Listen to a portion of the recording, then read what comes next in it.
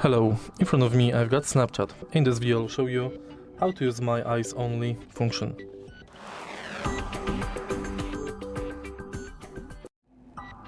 In the beginning, let's go to Snapchat and next go to Memories.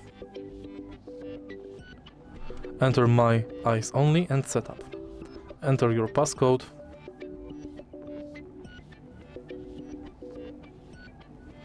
Continue.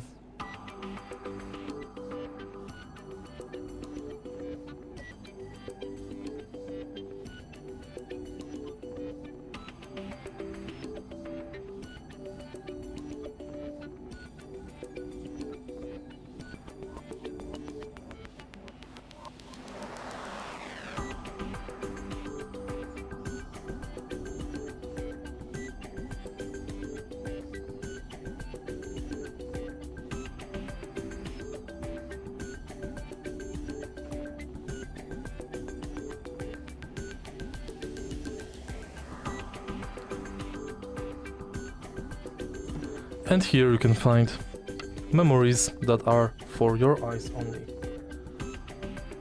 If you find this video helpful, please leave like, comment and subscribe.